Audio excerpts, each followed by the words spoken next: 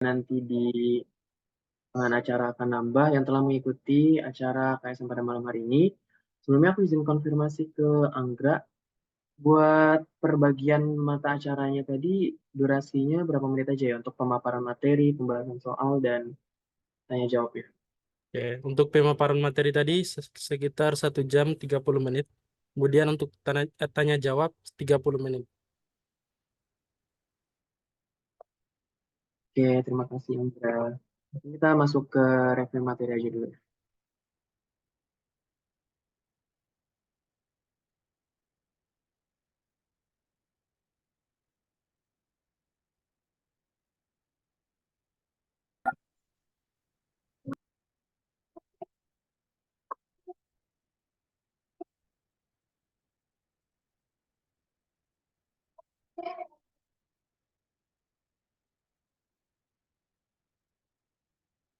Oke, jadi kita mulai dari pemaparan materi dulu, review-review materi. Nanti review materinya tuh nggak terlalu lama, namun nggak terlalu singkat juga, supaya nanti teman-teman mungkin buat yang belum nge-review materi bisa mendapatkan eh, terbantu buat nge-review materinya. Dan kalau misalnya nanti dalam proses pengajaran ada satu hal atau beberapa hal yang mungkin aku salah dalam menyampaikan, bisa langsung disampaikan, entah itu dari interupsi lewat chat atau interupsi lewat ngomong juga nggak apa-apa. Oke, langsung aja. Jadi overview materi UAS itu sebenarnya dari poin 1 sampai 6 ya. Untuk yang poin ke-7 itu berdasarkan info yang aku dapatkan, itu nggak masuk ke materi UAS angkatan kita atau tahun kita. Jadi untuk materi yang pertama itu ada all possible regression, kemudian ada prosedur seleksi model regresi, kemudian ada juga model polinomial, kemudian ada multi-call dan penyicilan, asumsi normalitas dan homoskedastisitas, dan juga autokorelasi. Dan untuk model regresi lain seperti yang aku ucapkan sebelumnya bahwa kemungkinan besar tidak akan masuk di UAS pada UAS Anarek pada tahun ini. Nah, mungkin kita review materi yang pertama dulu, yaitu all possible regression. Di sini all possible regression itu kita melakukan seleksi model, gitu. Melakukan pemilihan best model dari berbagai macam kombinasi model yang kita miliki. Mana kan kalau misalnya kita punya satu variabel bebas dan satu variabel dependent atau variabel terikat, kan itu kan cuma satu model tuh, otomatis kan all possible regressionnya cuma satu. Sedangkan kalau misalnya ada 2, ada 3, ada 4, maka itu kan ada berbagai macam kombinasi model yang mungkin gitu kan. Nah, dari banyaknya model yang mungkin itu, kita perlu menyeleksi kira-kira model yang mana yang cocok untuk menjelaskan sesuai dengan konteks analisis kita. Di sini kita bisa menentukan banyak model regresi yang mungkin itu 2 pangkat banyak variabel X-nya. Misal kita ingin melakukan analisis dengan variabel kita tuh ada Y, kemudian variabel bebasnya tuh ada 3, X1, kemudian ada X2, dan juga ada X3. Maka dengan variabel dependentnya Y, kemudian ada variabel bebasnya itu ada 3, kita akan memiliki banyak model sebanyak 2 pangkat 3, yaitu banyak variabel X-nya. Sampai dengan 8. Nah, dari 8 model regresi ini, dengan prosedur all possible regression, kita akan mencari kira-kira model mana sih yang memiliki kriteria terbaik. Kemudian di sini ada beberapa kriteria regresi yang akan kita gunakan. Yang pertama itu ada R-square atau R-square adjusted. Nah, R-square atau R-square adjusted ini dia menjelaskan satu hal yang sama, yaitu proporsi keragaman.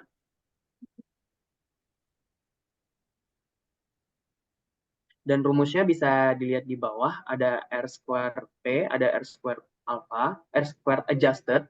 Nah, bedanya antara kedua rumus ini apa, atau bedanya antara R-square dan R-square adjusted itu apa?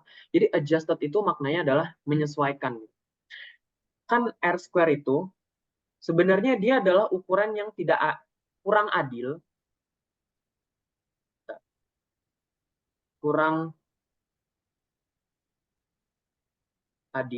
Kenapa bisa dikatakan kurang adil? Karena dia bertambah, nilainya akan selalu bertambah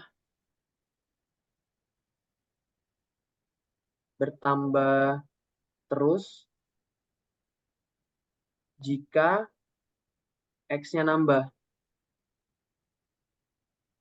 Maka dimunculkanlah R-square adjusted. Di sini kita mempertimbangkan banyak parameter atau degree of freedom-nya. Namun, walaupun kita sudah memberikan bobot terhadap R-square adjusted, tetap ya, dia ada kecenderungan, walaupun tidak mutlak, tapi tetap ada kecenderungan jika kita menambahkan variabelnya atau jika kita menambahkan parameternya, R-squared adjusted-nya akan selalu bertambah. Kalau misalnya sifat dari R-squared sendiri itu seperti itu, maka model dengan variabel yang terbanyak akan memiliki peluang lebih besar untuk terpilih jadi best model. Makanya muncullah kriteria-kriteria yang lain. Di sini kita kriteria pertama itu ada CP-Mallows, di mana CP-Mallows ini untuk perhitungannya di SPSS itu nggak bisa. Kita bisanya ngitung manual. Kalau ujian yang kita pakai Excel, maka kita bisa pakai Excel. Di sini kita memiliki rumusnya itu SSE atau sum square error dari model. Jadi misalnya kita mau cari CP dari model yang melibatkan X1 dan X2. Maka kita cari dulu, kita regresikan dulu Y ini terhadap X1 dan X2, kemudian kita dapat SSE-nya. Setelah SSE-nya kita dapatkan, kita masukkan ke rumus yang ini yang atas. Kemudian untuk mencari yang MSE yang bawah ini MSE dari full model. Full model ini apa? Jadi full model itu adalah model regresi yang melibatkan seluruh X dalam konteks analisis kita. Misalnya nih, analisis kita memiliki variabel X-nya tuh ada 5. Maka full modelnya itu adalah regresi dari Y terhadap X1, X2, sampai dengan X5. Terus kita cari MSE-nya, yaitu dengan cara mencari SSE-nya, lalu kita bagikan dengan degree of freedom. Terus di sini, di bagian akhir rumus ada kurangi dengan banyak sampel dan 2 kali parameter. Terus bagaimana cara menentukan dari CP-Mallows mana yang merupakan base model? Dia merupakan base model jika CP-nya itu sama dengan atau mendekati. Kemudian ada PRESP. PRESP di sini kita menggunakan ukuran deleted residual. Deleted residual itu dia adalah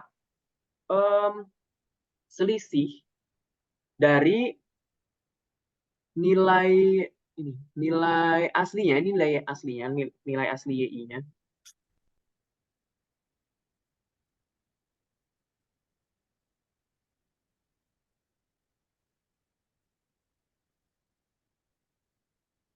Nilai asli YI-nya dengan fitted regression. Jadi fitted regression ini maknanya apa? Kita mencari predicted value. Ini namanya kan nilai prediksi kan. Nilai prediksi dari model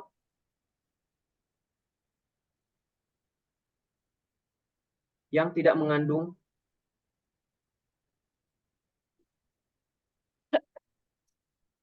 ada observasi ke I.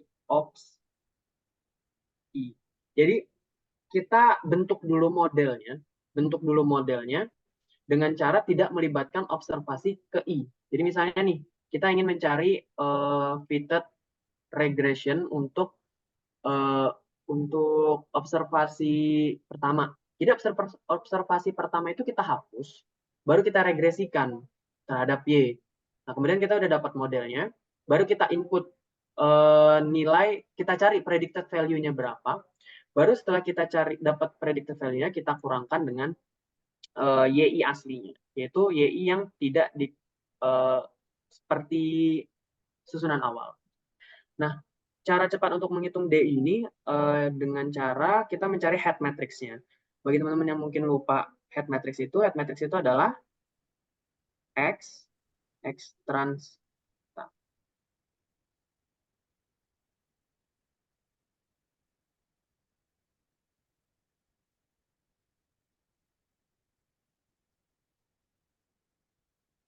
X transpose X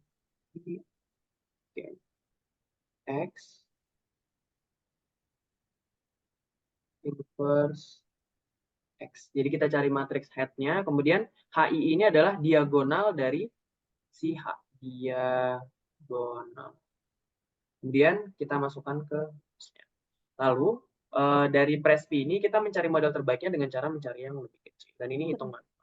Kemudian untuk AIC dan SBC ini juga merupakan kriteria regresi, yang mana ini bisa kita hitung menggunakan SPSS, dan jika kita disuruh menghitung manual, kita bisa menggunakan rumus yang ada di sini. Dan untuk kriteria regresi yang paling baik adalah dengan nilai AIC dan SBCP yang paling kecil. Lalu ada proses seleksi model regresi. Kan tadi kan all possible regression itu kita mencari base model dengan cara melihat dari kriteria-kriterianya. Nah, kalau misalnya kita menggunakan proses seleksi model regresi, yang mana yang kita tahu ada forward selection, ada backward, ada stepwise, itu kita tidak menggunakan kriteria, namun ada prosedurnya sendiri.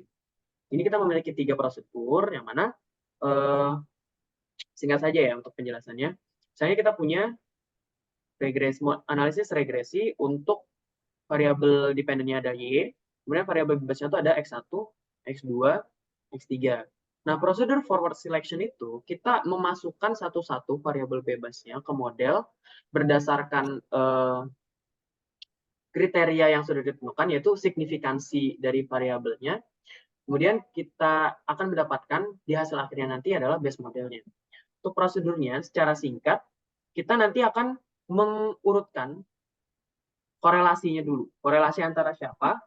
Antara R, antara X dengan Y-nya. Jadi nanti kita akan mengurutkan antara X1 dengan Y, kemudian antara X2 dengan Y, dan juga X3 dengan Y. Kemudian misalnya nih kita dapat R X1 memiliki korelasi terbesar dengan Y. Maka kita akan memasukkan X1 pertama kali ke dalam model. Jadi kita regresikan dulu X1 terhadap Y. Nanti setelah kita mendapatkan model regresinya, kita lihat signifikansinya. Jika signifikan, lanjutkan proses, yang mana prosesnya itu sama aja, balik lagi. Kemudian jika tidak, stop. Karena kalau misalnya tidak signifikan pada X1, maka variabel-variabel lain pun tidak akan signifikan. Itu untuk forward selection. Kemudian backward elimination. Jadi bedanya backward elimination dengan forward selection, yaitu di sini kita memasukkan seluruh variabel bebasnya semuanya ke model awal. Kemudian prosedur di backward itu kita mengeliminasi satu-satu variabel bebasnya berdasarkan signifikansinya. Kemudian cara kita memilih variabel bebas mana yang ingin dilihat kira-kira signifikan apa enggak. Yang pertama, itu kita lihat dari korelasinya terhadap Y juga. Jadi misalnya kita tadi kan udah dapat tuh bahwa Rx3 itu adalah yang paling kecil.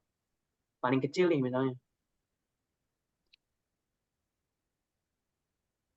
Nah, maka di sini kita lihat signifikansinya. Apakah X3 ini tetap signifikan?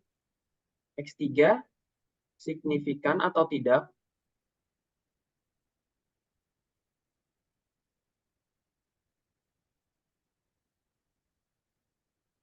Ketika sudah ada X1 dan X2 di dalam model. Ini prosesnya menggunakan F partial test.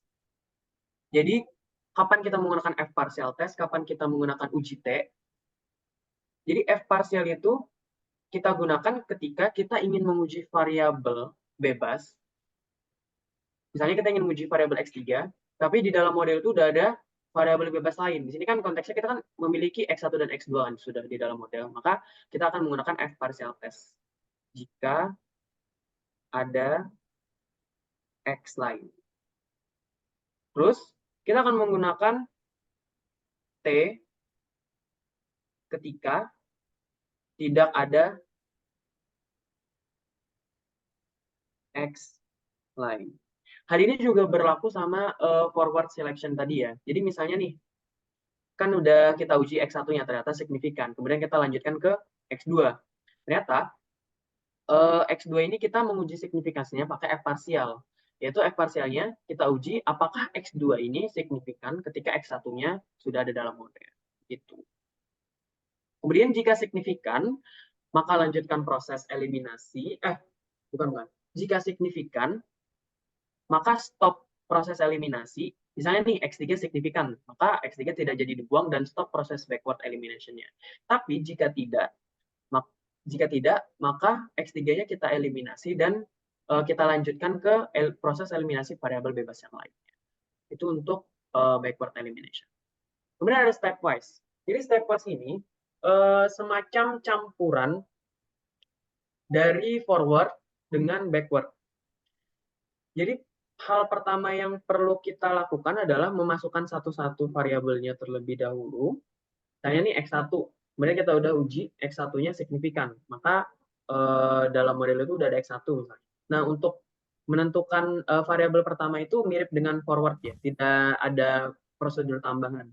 Tapi ketika kita ingin menentukan variabel bebas kedua yang ingin kita masukkan ke dalam model, ada sedikit perbedaan dengan forward selection biasa. Kita mengkombinasikan backward elimination. Jadi misalnya nih, tadi kan korelasi terbesar setelah X1 itu adalah X2. Jadi kita uji terlebih dahulu, kira-kira X2 ini signifikan atau tidak? Signifikan atau tidak. Kemudian setelah kita uji signifikansi dari X2 dan ternyata misalnya nih hasilnya dia signifikan, maka kita lanjutkan ke X1-nya. Kita uji apakah X1 ini dia tetap signifikan ketika udah ada X2 di model atau tidak. Tetap signifikan atau tidak ketika udah ada X2. Dan kalau misalnya dia tidak signifikan, maka kita perlu melakukan eliminasi. Gitu. Jadi stepwise ini merupakan gabungan antara forward dengan backward. Nah, setelah kita mereview tentang prosedur seleksi model, kita juga akan belajar tentang model regresi polinomial. Di mana model regresi polinomial ini muncul ketika kita melakukan scatter plot antara X sama Y-nya, itu dia tidak membentuk garis linear. Kan garis linear itu kan garis lurus kan. Sedangkan waktu kita plotkan variabel X dan variabel Y-nya, kita mendapatkan sebuah kurva. Nah, jika dari scatter plot-nya kita melihat bahwa penyebaran dari data ini berbentuk kurva atau tidak berbentuk linear, maka ada kemungkinan kita perlu menerapkan model regresi polinomial. Yang mana untuk ujian kita itu kita cuma di ordo 2. Nah, untuk model bentuk umum dari regresi polinomial itu bentuknya YI sama dengan beta 0 plus beta 1 X I plus sabar.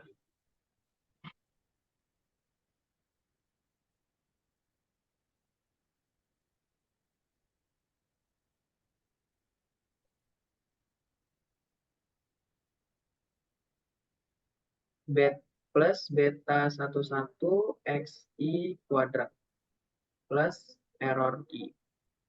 Nah, ini model atau bentuk umum dari regresi polinomial ordo 2. Namun, kan di regresi itu ada yang namanya persyaratan bahwa data itu tidak boleh multi-call atau multikoliniaritas. Multikoliniaritas itu adalah adanya korelasi antar variabel bebas dalam model kita.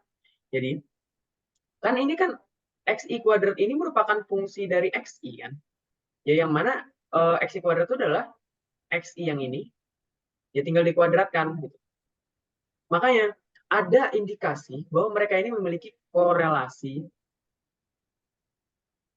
yang kuat.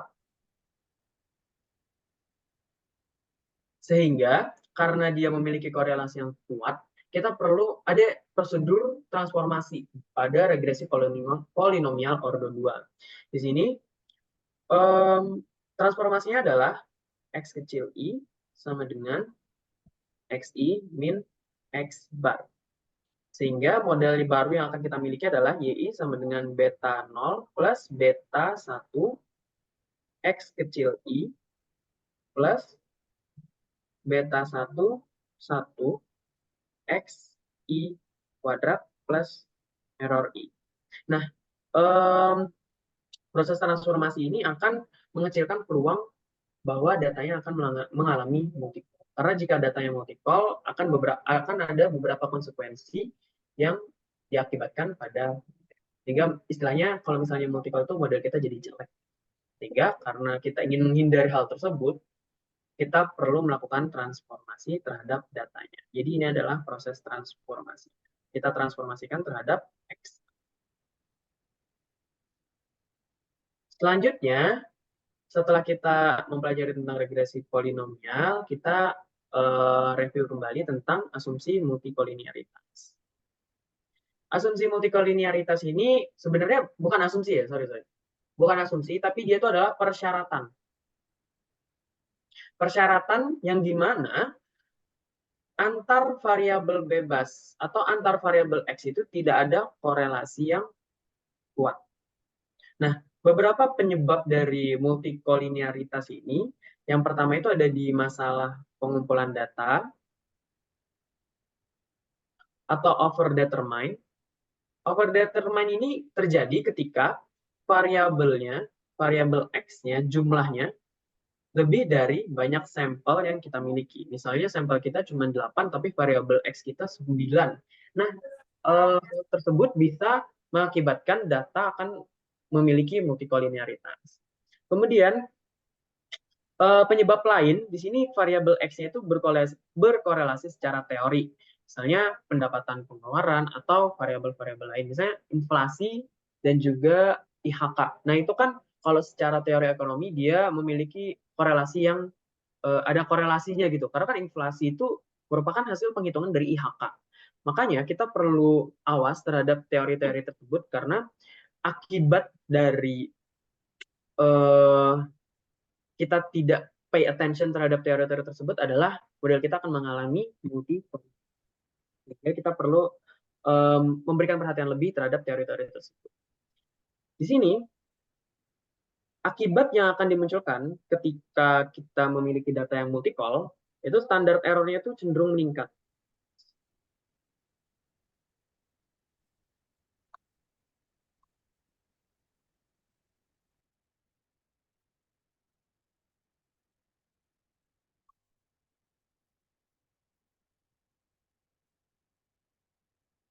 Jadi standar error-nya akan cenderung meningkat. Yang mana hal ini juga akan berdampak atau berimplikasi pada akibat-akibat lain, yaitu pelebaran confidence interval, karena dalam penghitungan confidence interval kan kita menggunakan standar error. Kemudian kuasa uji juga meningkat, yang mana hal ini akan berpengaruh terhadap uji signifikansi parameter. Kemudian juga estimator akan sensitif terhadap data. Jadi estimator sensitif terhadap data itu maknanya, misalnya kalau secara teori misalnya pendapatan terhadap konsumsi itu dia pendapatan dan tabungan terhadap konsumsi itu misalnya dia memiliki pengaruh yang positif. Ternyata di data kita itu ada multi-call, bisa aja pengaruh dari variabel bebas tadi itu menjadi negatif karena multicall ini berakibat kepada estimatornya akan menjadi lebih sensitif. Kemudian juga dampak dari multicall ini walaupun R kuadratnya tinggi, kita akan memiliki parameter yang insignifikan atau tidak signifikan sehingga model kita tuh bisa dibilang merupakan model yang kurang baik. Lalu di sini kita bisa melakukan deteksi multikolinearitas dengan cara kita membuat matriks korelasi. Matriks korelasi itu kita bisa melihat nanti korelasi antar variabel bebas itu gimana, berapa angkanya. Nah, antara X1, ini ada X2, ada X3, kemudian sini ada X1, X2, X3. Nanti di sini baris-baris atau sel-selnya ini adalah nilai dari korelasi antara variabel yang bersinggungan. Misalnya di sini itu adalah X1, korelasi antara X1 dan X2. Jadi kita bisa melihat kira-kira korelasi antara X1 dan X2 itu berapa besarnya. Seberapa besar sih korelasi antara X1 dan X2. Kemudian batas yang digunakan untuk nilai korelasinya, jika kita ingin menyatakan bahwa antara X1 dan X2 itu terdapat multicall, kalau berdasarkan teori yang sudah diajarkan itu adalah rho lebih dari 0,8. Maka jika dia udah lebih dari 0,8, maka ada indikasi multicall.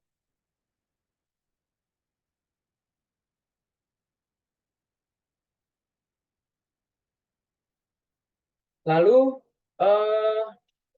deteksi lain, metode deteksi lain adalah kita menggunakan FVIF, yaitu Variable Inflation Factor. Sini ini adalah rumusnya dan ini adalah koefisien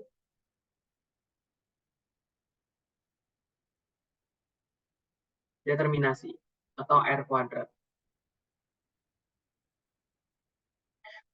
Kemudian ambang batas yang selama ini kita gunakan di kampus ya. Sebenarnya untuk VIF itu dia ada ambang batas yang berbeda-beda untuk mengatakan bahwa variabel ini mengalami multicall. Namun yang digunakan di kampus itu adalah VIF lebih dari 10. Maka jika dia lebih dari 10, maka data tersebut memiliki multicall. Itu untuk deteksi multikolinearitas.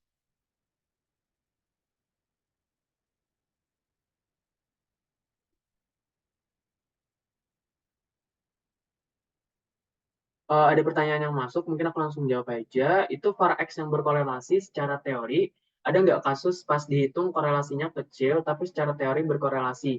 Nah, itu ikut teori apa ikut penghitungan korel? Jadi, kalau walaupun secara teori dia ada korelasi yang besar, jadi teori itu semacam rambu gitu loh. Misalnya kita ingin memulai sebuah analisis, terus cara teori dia memiliki korelasi yang besar, ada baiknya kita menghindari menggunakan variabel bebas tersebut gitu. Karena kita udah tahu kalau secara teori dia udah memiliki korelasi yang kuat. Namun kalau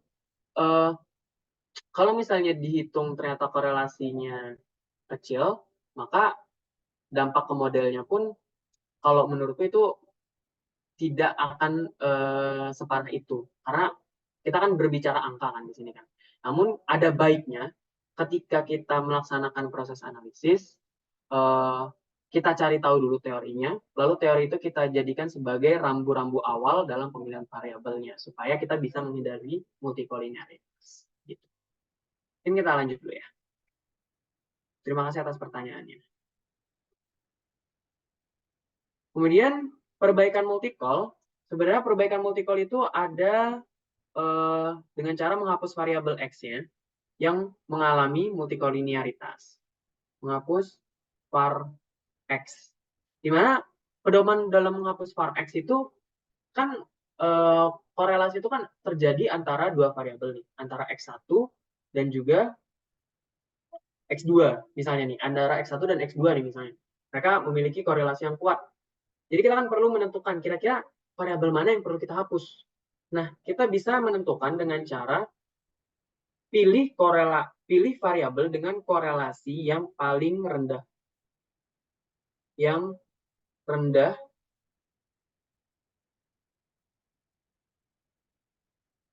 terhadap Y.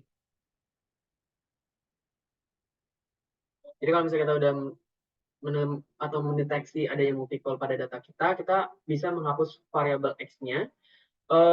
Kemudian kita tentukan salah satu aja yang dihapus dengan cara kita mencari atau membandingkan korelasi Pearson-nya. Korelasi yang mana yang paling rendah terhadap Y, baru kita hapus datanya. Kemudian kita juga bisa menggunakan ridge regression. Ridge regression. Dan yang terakhir itu ada informasi a priori. Mungkin untuk 2 poin terakhir ini bisa dibaca materinya di PPT. Gitu. Terus selain multi-call kita juga perlu pay attention terhadap pencilan, di mana pencilan ini merupakan observasi yang memiliki nilai yang berbeda jauh dengan kumpulan datanya. Di sini penyebabnya itu bisa aja dari kesalahan peneliti atau sesuai dengan kondisi yang terjadi di lapangan. Kemudian akibat dari pencilan ini, kita rata-rata dari datanya akan tertarik, dan juga model regresinya bisa aja, misalnya nih, datanya itu dia harusnya polanya seperti ini, polanya linear positif. Tapi gara-gara outlier dia ketarik jadi ke bawah. Itu mungkin sangat mungkin. Kemudian dia akan menyebabkan data tidak berdistribusi normal atau pelanggaran asumsi normalitas, dan juga ada asumsi-asumsi lain seperti homoskedastis. Itu juga dipengaruhi oleh outlier-nya. Kemudian untuk deteksi pencilan itu kita bisa menggunakan IQR, dan juga untuk secara grafis itu kita bisa mendeteksi dengan box plot. Untuk batas IQR yang kita gunakan itu adalah ketika dia melebihi dari 1,5 IQR, dia adalah mild outlier atau outlier yang masih medium. Kemudian jika dia melebihi dari 3 IQR, dia termasuk ke dalam ekstrim. Lalu juga kita bisa menggunakan Z-score. Z-score ini, jadi kita perlu menstandarisasi datanya terlebih dahulu. Dan dia dikatakan outlier ketika Z-score-nya itu melebihi dari 3 atau kurang dari min 3. Lalu, pendeteksian outlier pada variabel Y, kita juga bisa menggunakan deleted residual. Yang mana, kita bisa lihat rumusnya, DI bintangnya atau statistik ujinya itu adalah yang ini. Atau juga kita bisa menggunakan rumus yang ini. Dan dia bakal disebutkan sebagai outlier ketika DI bintangnya atau statistik ujinya itu lebih dari TNP-1, yang mana hal ini akan bermakna bahwa Y pada indeks KI itu adalah outlier. Kemudian kita juga memiliki proses deteksi pencilan pada variabel X. Di sini kita menggunakan head matrix, mana head matrix tadi sudah disebutkan di awal, yaitu adalah X dikalikan X transpose X inverse kalikan X. Di sini kita menggunakan HII-nya. HII ini menandakan distance atau jarak antara X ke I dengan rata-ratanya. Jika dia signifikan, jika hasilnya signifikan atau HI-nya lebih dari 2p/n, maka observasi X ke I adalah outlier. Nah, terus kan kita kan udah mendeteksi nih, kira-kira yang mana yang merupakan observasi outlier, gitu kan.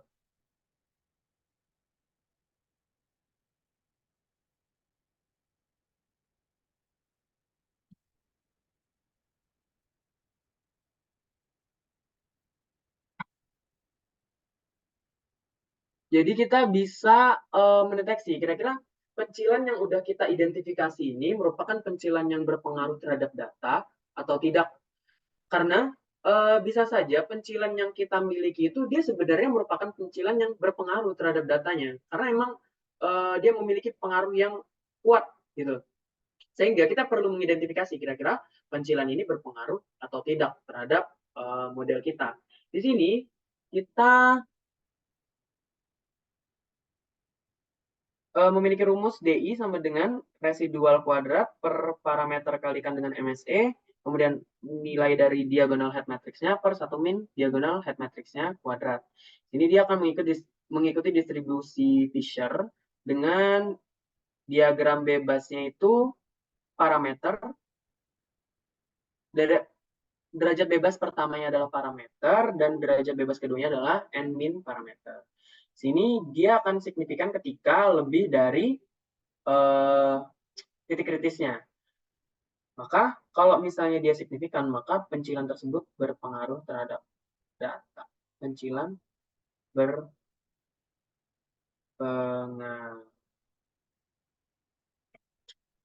Oke, setelah kita belajar tentang multi-call atau persyaratan multi-call dan juga pencilan, kita akan membahas tentang asumsi-asumsi yang perlu dipenuhi dalam pemodelan regresi. Di sini kita memiliki asumsi normalitas, di mana asumsi normalitas itu menyebutkan bahwa error atau komponen error pada model yang kita miliki itu memiliki atau mengikuti distribusi normal. Untuk notasinya sendiri itu adalah error I, N, 0 sigma kuadrat. Dan ini dia sifatnya IID atau identically independent distributed. Sini penyebab pelanggarannya yang paling mencolok itu adalah gara-gara outlier. Jadi outlier itu bisa menarik data sehingga dia akan memiliki distribusi yang tidak normal, atau juga gara-gara emang kondisi datanya di lapangan itu emang seperti itu. Sini akibat dari pelanggaran asumsi normalitas adalah estimator dari OLS itu akan jadi bias. Dan uji T serta F yang kita gunakan untuk menguji signifikansi dari parameter itu tidak bisa digunakan. Kenapa? Karena uji T dan F itu kan T sama F itu dia berasal dari ada komponen distribusi normalnya juga. Jadi kalau misalnya datanya atau errornya tidak berdistribusi normal, kita tidak bisa melakukan uji T dan uji F pada uji signifikansi parameter. Di sini model akibat dari pelanggaran asumsi normalitas juga model itu tidak dapat menaksir parameter. Kemudian proses deteksi pelanggaran normalitas itu ada 3 ya. Di sini kita memiliki metode grafis, yang mana metode grafis itu kita bisa menggunakan histogram atau box plot dan juga stem and leaf. Itu sesuai preferensi kalian aja. Kemudian ada juga QQ plot. Namun dari metode grafis itu kan sebenarnya dia relatif kan atau subjektif gitu loh. Setiap orang itu bisa memiliki interpretasi yang berbeda apakah dia itu termasuk ke dalam data yang normal atau tidak. Makanya kita memiliki prosedur lain dalam pendeteksian pelanggaran normalitas. Di sini kita menggunakan uji hipotesis. Mana ada 4 uji hipotesis yang umum dipakai dalam proses pemodelan. Sini ada Shapiro-Wilk, kemudian ada Jacques-Weberan, kemudian ada Kolmogorov-Smirnov, dan juga yang terakhir itu ada Lilliepos. Kemudian untuk perbaikan pelanggaran normalitasnya, itu kita bisa melakukan dengan proses transformasi menggunakan logaritma natural terhadap variabel y-nya, atau kita juga bisa membuang pencilan yang memiliki pengaruh terhadap data kita, sehingga pencilan tersebut menyebabkan data kita itu tidak berdistribusi secara normal. Selanjutnya ada asumsi homoskedastisitas. Di sini asumsi homoskedastisitas itu menyebutkan bahwa error itu memiliki variasi yang seragam untuk setiap nilai X. Yang mana di sini var error I itu sama dengan sigma kuadrat. Itu adalah notasi dari asumsi homoskedastis. Jadi untuk setiap error, kan setiap X itu dia akan memiliki error yang berbeda-beda. Nah, asumsi homoskedastis itu menyebutkan bahwa variasi dari error itu dia akan memiliki variasi yang sama. Jadi asumsi ini harus terpenuhi terlebih dahulu dalam melakukan proses regresi linear. Sini penyebab pelanggarannya itu ada outlier, kemudian error learning model, ini teori aja. Kemudian ada juga variabel-variabel penting yang ternyata belum kita masukkan ke dalam. Akibat dari asumsi homoskedastis ini adalah estimator yang kita pakai itu tidak efisien. Makna dari tidak efisien ini adalah varian sampling, misalnya beta cap-nya, itu besar. Sehingga estimator yang kita hasilkan atau estimator koefisien regresi yang kita hasilkan itu tidak efisien. Selain itu, pelanggaran dari asumsi homoskedastis itu akan mengakibatkan uji T dan uji F juga tidak bisa digunakan dalam proses pengujian signifikansi parameter. Selain itu, karena dia variasinya besar, maka selang kepercayaannya pun juga akan melebar. Karena selang kepercayaan itu kan kita menggunakan standar error kan dalam penghitungannya, dan standar error itu merupakan akar dari varian sampling. Sehingga kalau misalnya varian samplingnya semakin besar, maka standar errornya juga semakin besar, dan hal ini akan berimplikasi kepada selang kepercayaan yang akan semakin melebar. Di sini ada ilustrasi terkait asumsi homoskedastisitas. Di sini kita memiliki dua grafis ya, dua gambar. Ini adalah kondisi data di mana asumsi homoskedastis itu terpenuhi. Homoskedastis terpenuhi. Di sini heteroskedastis. Di mana untuk homoskedastis itu kita lihat untuk setiap X itu, misalnya X1, ini adalah X2, ini adalah X3, dia komponen Y-nya, yang mana komponen Y ini juga berkaitan erat dengan komponen error, dia memiliki variasi yang sama. Sedangkan pada heteroskedastis, untuk setiap X,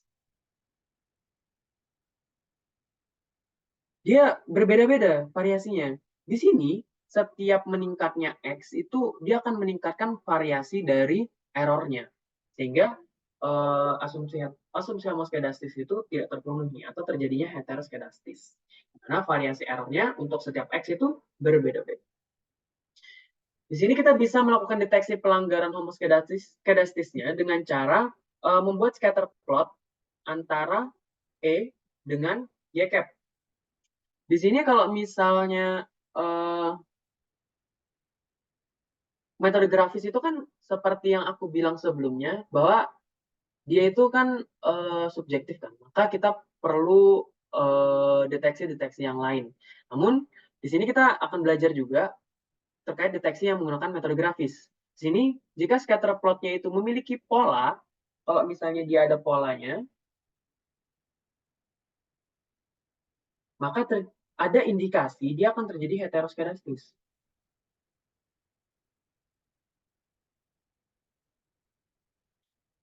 Untuk polanya yang seperti apa, itu tidak ada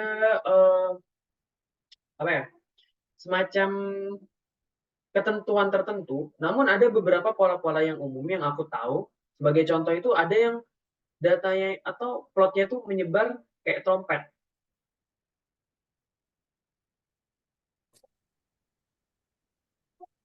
Terus ada juga yang lurus kayak gini. Dia kayak corong.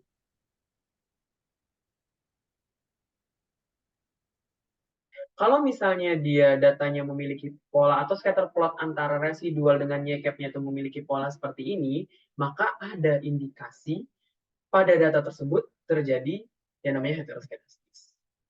Namun, lagi-lagi secara grafis subjektif, maka kita perlu metode yang lebih definitif, tidak subjektif. Di sini kita memiliki uji park.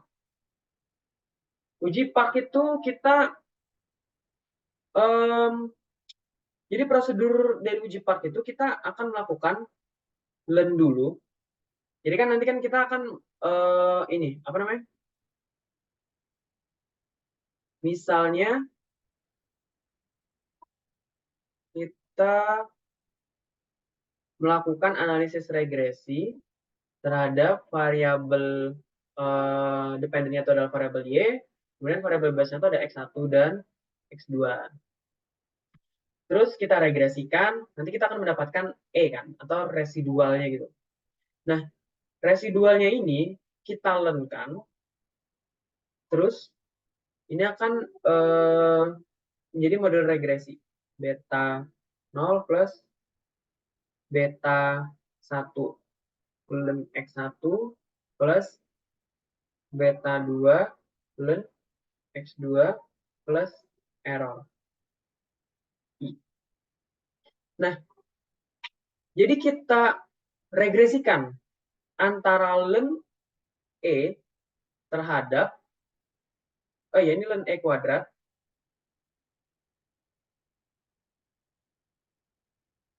ln E kuadrat terhadap ln X1 dan ln X2.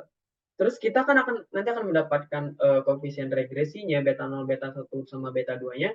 Terus kita lihat signifikansinya. Jika ada salah satu dari ln X1 dan ln X2 ini yang signifikan, maka hal tersebut bermakna bahwa ada terjadinya pelanggaran homoskedastisitas jika dia ada yang signifikan.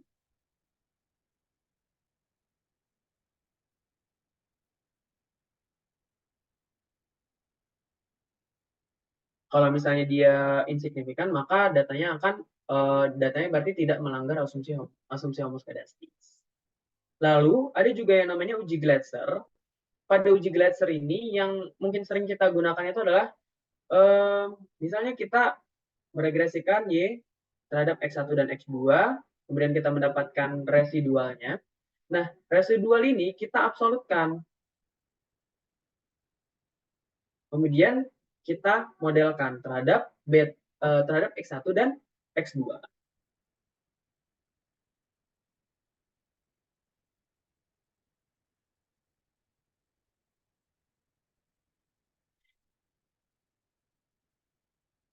Misal ada yang signifikan antara beta 1 atau beta 2, maka hal tersebut bermakna bahwa ada terjadinya pelanggaran heteroskedastis. Mirip dengan uji park. Signifikan heteroskedastis. Jadi itu untuk uji Glatzer. Kemudian juga ada uji-uji lainnya yang mungkin tidak akan dibahas secara mendetail karena pada umumnya kita cukup menggunakan uji park sama uji Glatzer untuk saat ini. Entah itu buat pengembangannya nanti ke depannya itu bisa saja disesuaikan dengan kondisi-kondisi lain. Di sini kita memiliki proses atau prosedur deteksi pelanggaran homoskedastis yang lain. Kita memiliki rank Spearman atau korelasi rank Spearman. Kemudian kita juga bisa melakukan dengan uji BPG, ada uji Goldfeld. Kemudian ada juga yang terakhir itu adalah uji PIPE. Yang mana untuk prosedurnya sendiri, mungkin buat teman-teman bisa belajar mandiri karena pada umumnya kita masih menggunakan uji Glatzer sama uji PIPE. Lanjut, di sini kita memiliki proses perbaikan heteroskedastis. Jadi hal apa yang perlu kita lakukan ketika ternyata data kita itu melanggar asumsi homoskedastis? Maka kita perlu melakukan proses perbaikan supaya data kita itu menjadi data yang homoskedastisitas. Di sini kita mempunyai metode pertama dalam proses perbaikan heteroskedastis. Di sini kita memiliki generalized least square, di mana pada generalized least square atau GLS, atau mungkin buat teman-teman ada yang pernah dengar juga WLS ya, itu sebenarnya mirip-mirip. Di sini kita memiliki asumsi bahwa varian error I-nya itu sama dengan sigma I kuadrat. Maka jika standar deviasinya atau variansinya diketahui, standar deviasi dari si error-nya diketahui,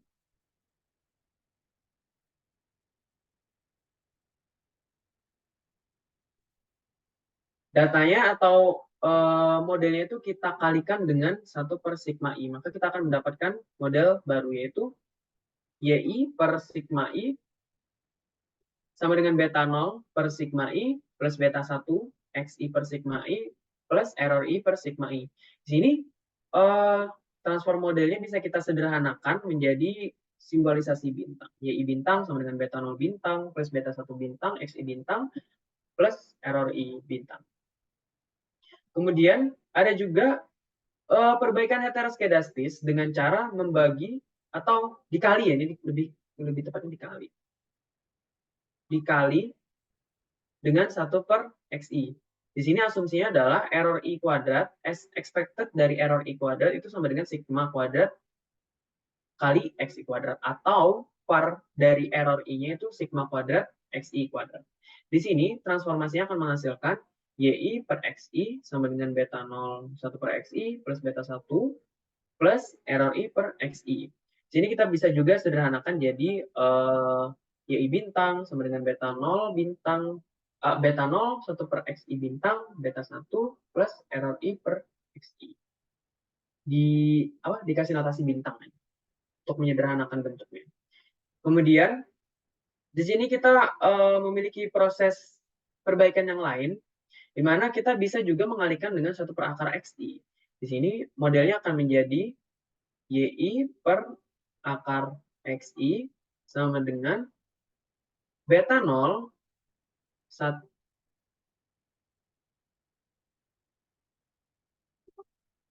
per akar XI plus beta 1 XI per akar XI kan 1 per akar XI. Maka di sini akan menjadi 1 per salah. Sorry.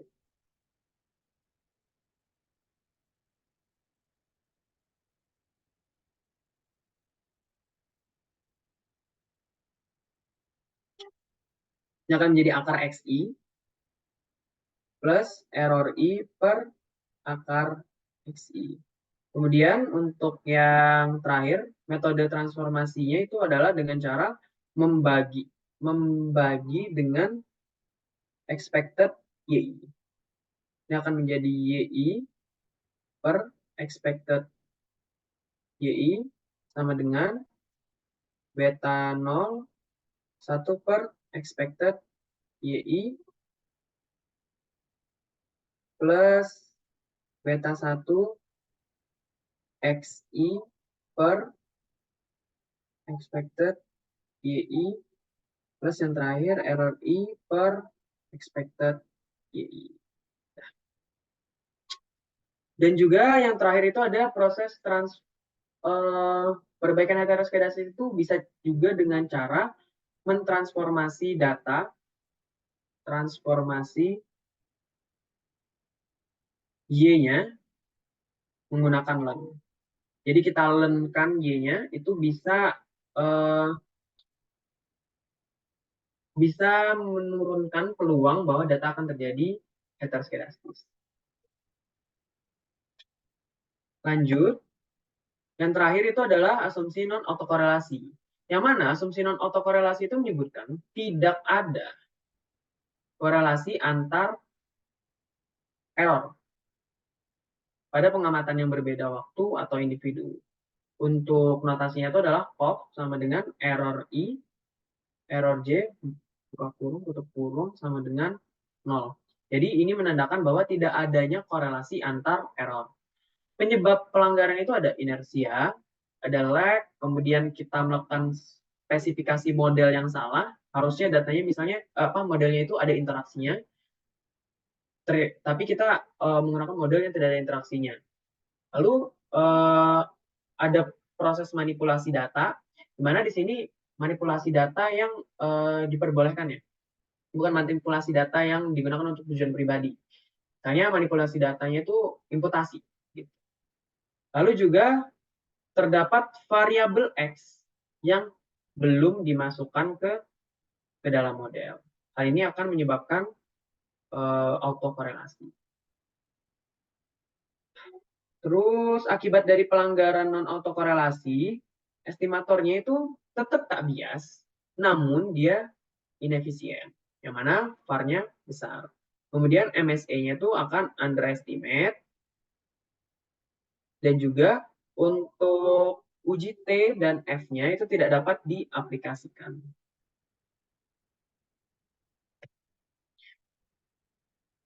Di sini kita bisa melakukan deteksi pelanggaran autokorelasi dengan cara memplotkan nilai error atau nilai residual yang kita peroleh dari regresi awal dengan indeks data atau nomor data yang urutan barisnya itu 1, 2, 3, 4, 5 dan seterusnya. Kemudian kita plotkan dengan errornya. Lalu kita lihat jika datanya ada polanya, maka pada data tersebut terjadi autokorelasi.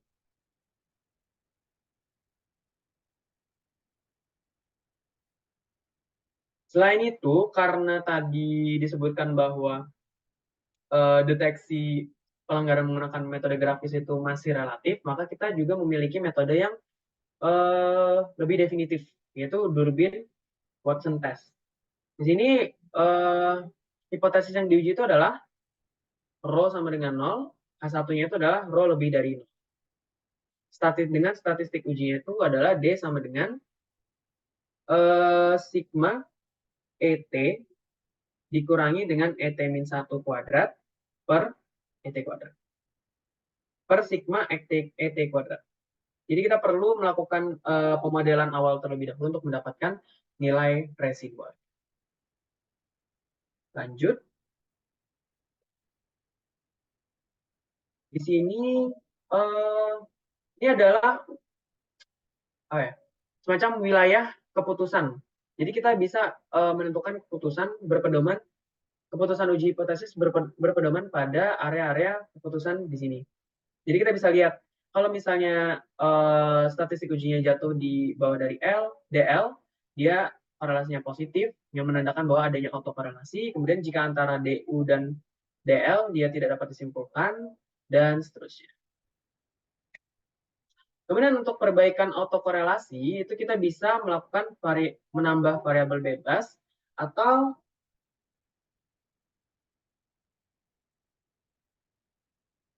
melakukan generalized difference transformation, yaitu dengan cara melakukan pengurangan antara YT terhadap rho YT min 1. Mungkin nanti bisa kita langsung lihat aja. Kemudian tadi kan pada generalized difference transformation itu terdapat rho kan. Nah, bisa kita asumsikan rho-nya itu sama dengan 1, tapi bisa juga kita mencari rho-nya itu menggunakan estimasi covariant Orcat. Di sini kita menggunakan rumus R sama dengan sigma, dengan T-nya sama dengan 2, N, ET min 1 kali ET per sigma ET min 1 kuadrat. Selesai 1 jam ya, review materinya. Mungkin kita langsung ke latihan soal aja.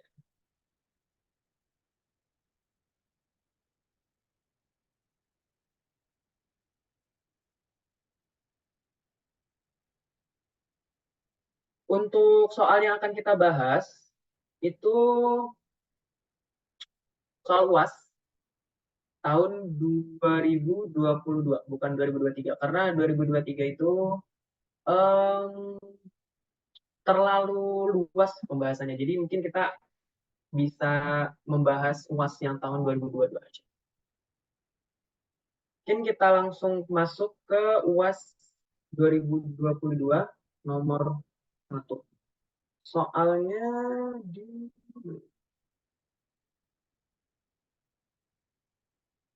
share soalnya dulu.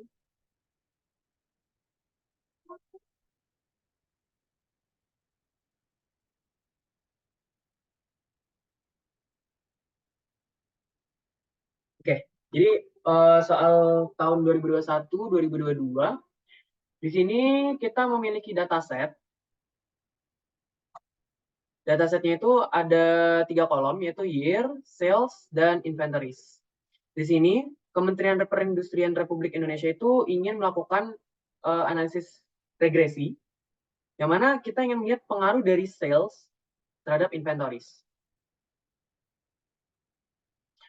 Di sini kita perlu mencari dulu persamaan regresinya, kemudian kita disuruh untuk membuat plot residual terhadap waktu dan juga interpretasikan. Kemudian kita perlu menguji apakah pada data ini terjadi pelanggaran non autokorelasi.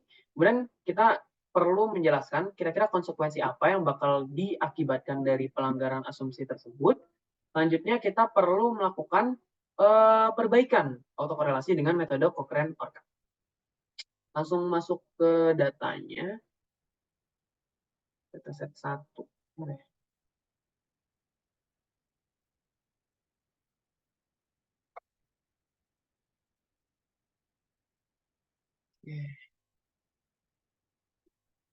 Jadi di sini udah aku import datanya. Ada X-nya ini adalah sales, Y-nya itu adalah inventories, dan I-nya ini adalah indeks dari observasinya.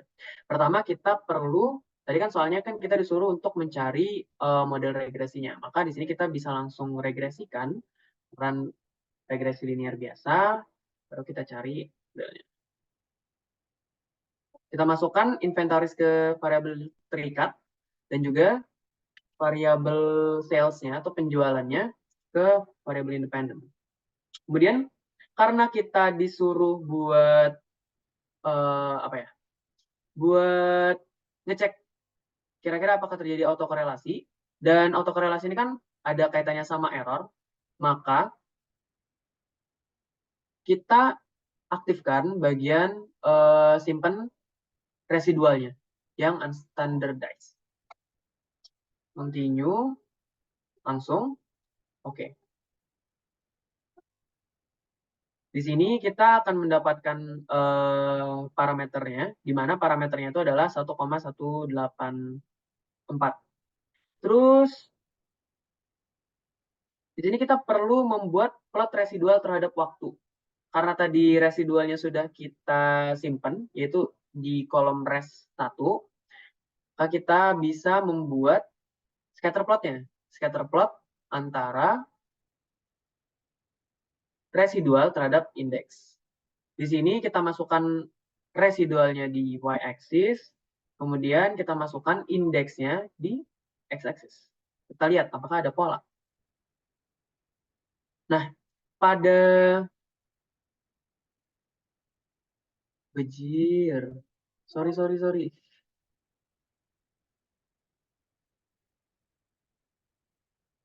Siap, tunggu ya.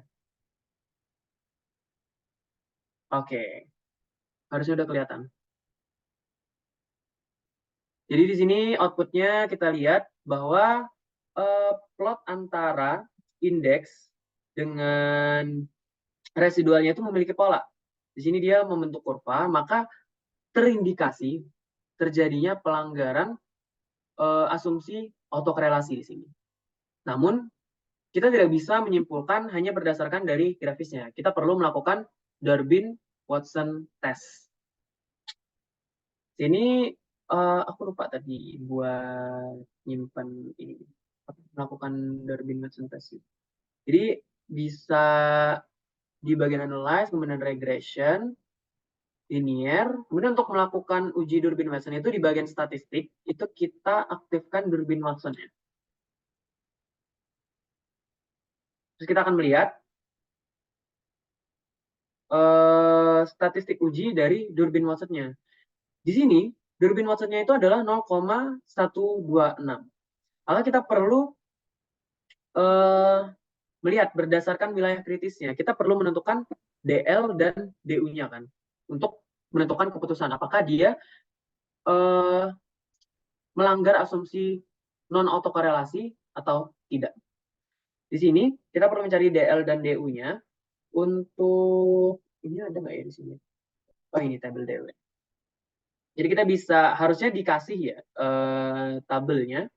Sini buat baca tabelnya itu dia ada N, ada K. Kalau berdasarkan tabel yang aku punya itu, K itu adalah banyak variabel bebasnya. Kemudian N itu adalah banyak observasinya. Kan observasi kita itu ada 41 observasi, benar nggak? Kita cek dulu.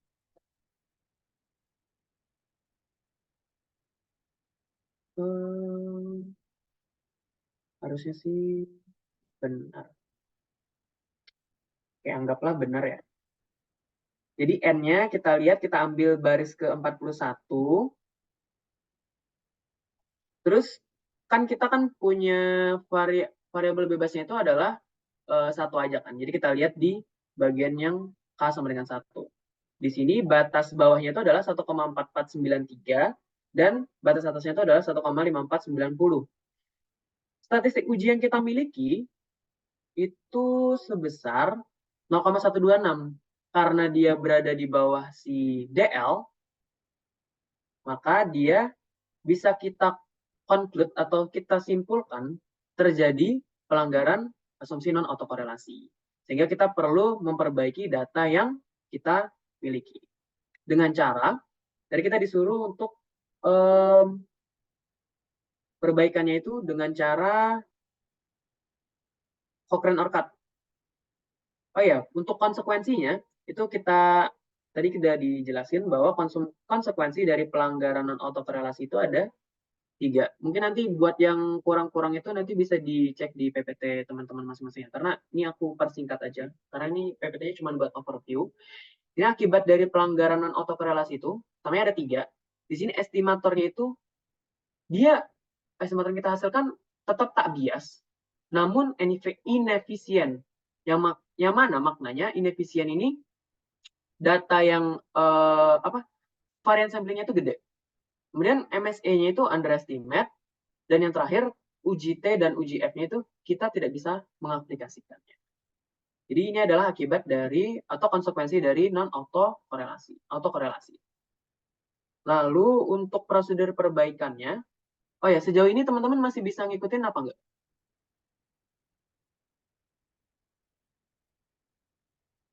Apa aku kecepatan jelasin pembahasan soalnya?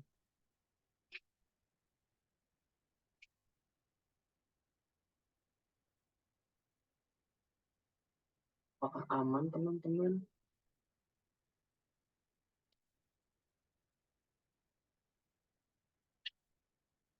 Oke, lanjut ya. Karena kita perlu melakukan prosedur Cochrane-Orcutt, maka hal pertama yang perlu kita lakukan itu adalah membuat variabel baru, yaitu variabel lag-nya. Yang mana variabel lag itu kita akan kehilangan satu observasi. Jadi kita istilahnya itu kayak sel yang pertama atau observasi yang pertama itu kita majukan ke observasi yang kedua. Jadi di sini bisa kita transform variabelnya, kita namakan variabel lag untuk yang X, menggunakan fungsi lag, kemudian kita masukkan variabelnya. Jadi kita akan memiliki variabel X yang lebih variabel observasi pertamanya akan maju ke observasi kedua. Terus kita transform juga Y-nya.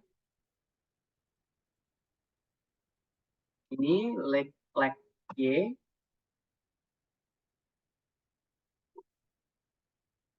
Lag Y, terus udah maju. Terus errornya juga kita perlu compute. Lag A. Sudah press.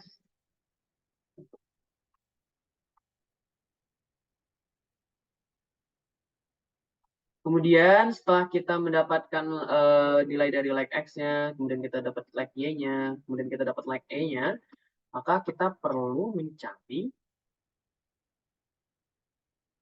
kan kita coba buka presentasinya.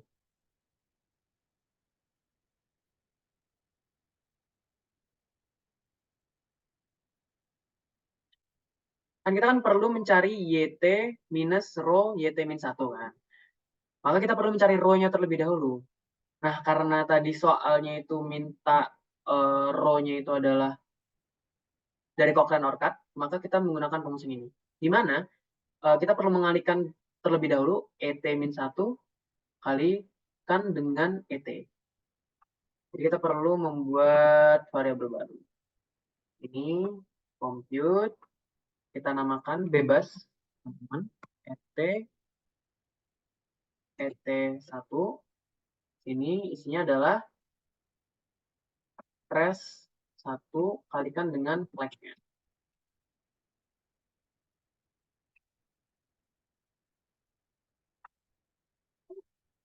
Kemudian kita juga perlu mencari ET-1 kuadrat atau leg kuadrat. Leg dari residualnya.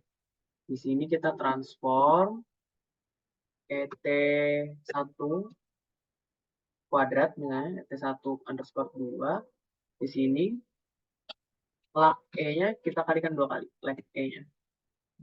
Kita kalikan. Ya, kita akan mendapatkan ET-1 kuadrat. Lalu setelah kita dapatkan ET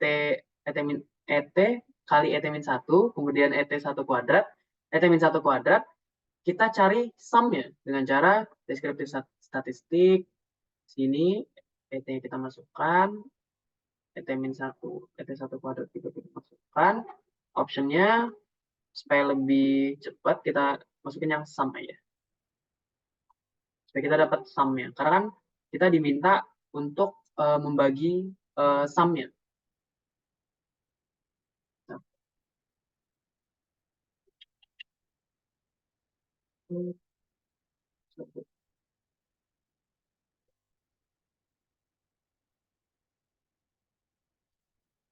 Oke, terus kita udah dapat nih sum-nya itu untuk ET kali ET-1 itu adalah 35311,4. Kemudian untuk ET-1 kuadrat itu adalah 37501,1. Nah, di sini kita bisa menggunakan Excel saja buat penghitungannya. Sini rho-nya adalah 35311,4 dan 37501,1.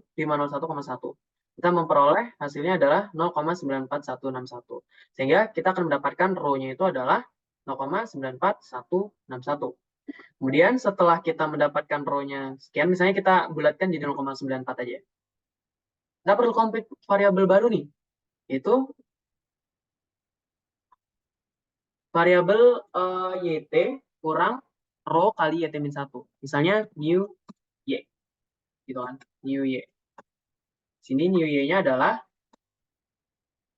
Y original dikurangi rho-nya tadi adalah 0,94 dikalikan dengan YT-1, yaitu leg Y. Oke, kita akan mendapatkan new Y-nya, kemudian kita cari new X-nya juga. New X-nya itu sama rumusnya, yaitu X original kurang rho-nya, rho itu 0,94 dikali leg dari X-nya. Nah, kita akan mendapatkan new X. Setelah kita udah mendapatkan new Y sama new X-nya, kita regresikan new X dan new Y-nya. Sini new Y-nya akan menjadi variabel dependent, new X-nya akan menjadi variabel bebasnya. Statistiknya Durbin-Watson-nya jangan lupa dinyalakan untuk kita lihat apakah dia masih mengalami autocall.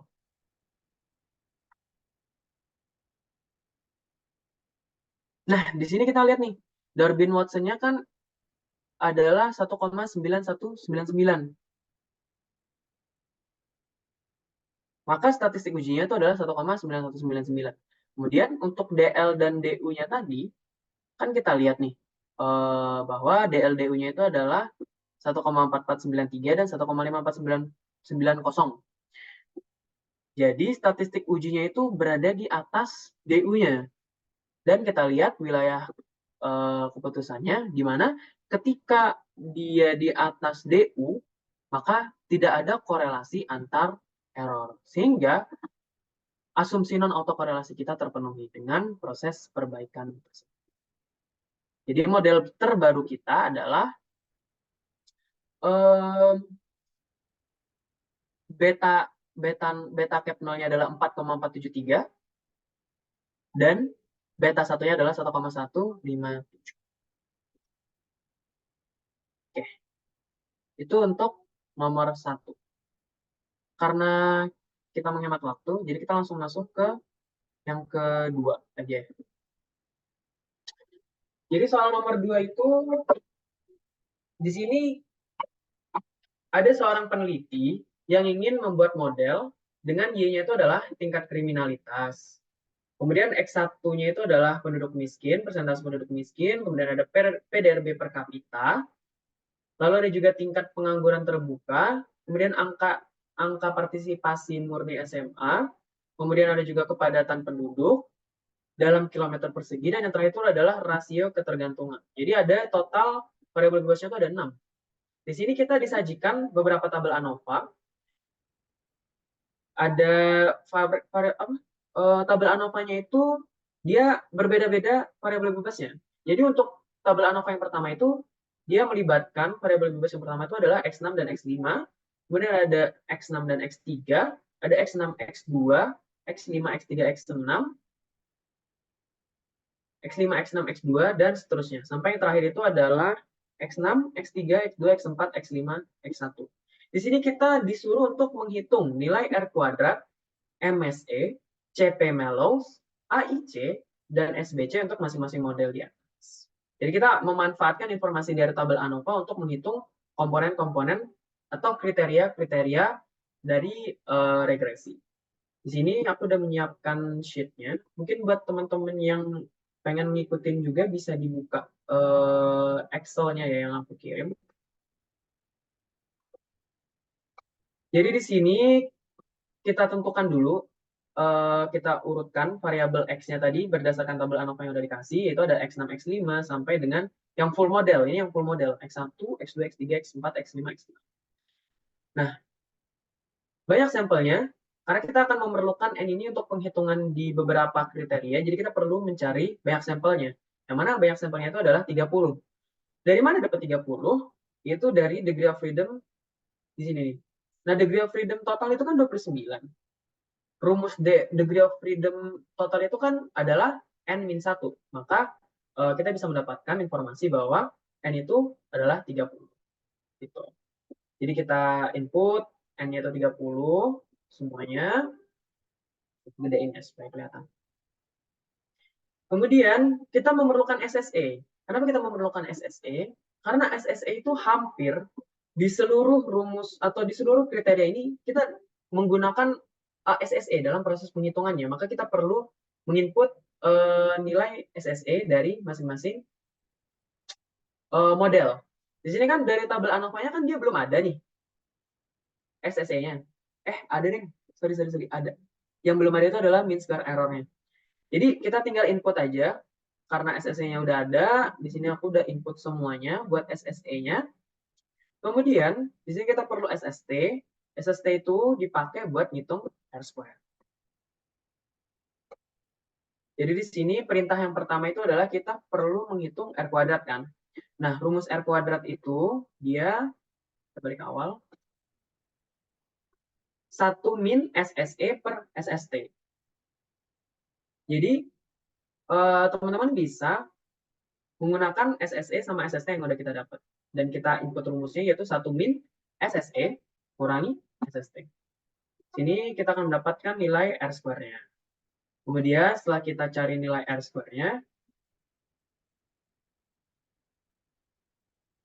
kita udah dapat nilai R square-nya, kita cari nilai MSE-nya. Yang mana kan rumus MSE itu adalah sum square dikurangi dibagi dengan degree of freedom-nya. Sini aku udah ngitung, jadi SSE dikurangi dengan degree of freedom dari residualnya. Sini didapat nilainya adalah segini.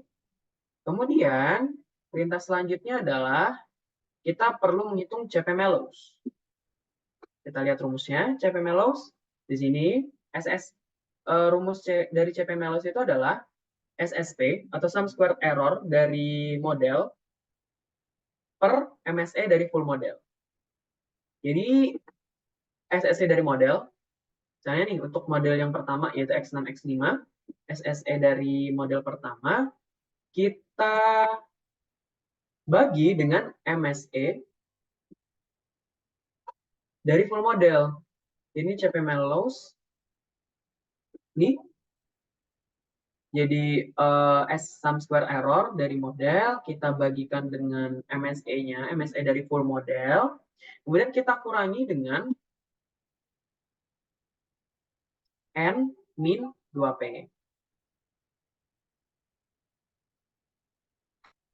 Di sini aku udah ngurangin dengan N-nya. N-nya udah kita dapat 30.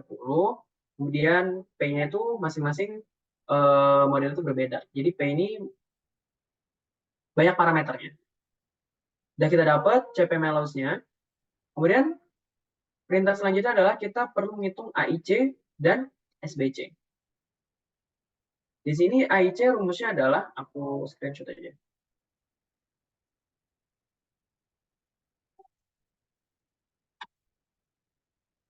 Jadi rumus AIC yang pertama itu adalah N banyak sampel dikalikan dengan logaritma natural dari sum square errornya, kemudian dikurangkan dengan banyak sampel yaitu N dikalikan dengan logaritma natural dari banyak sampel plus 2 kali parameternya. Maka didapat nilai AIC-nya. Kemudian untuk SBC-nya, sebenarnya rumus SBC dan AIC itu mirip. Perbedaannya itu ada di akhir. Mana di akhir itu untuk AIC plus 2P. Untuk SBC adalah plus ln N, logaritma natural dari N, dikalikan dengan P. Jadi kita mendapatkan nilai AIC dan SBC-nya. Selesai.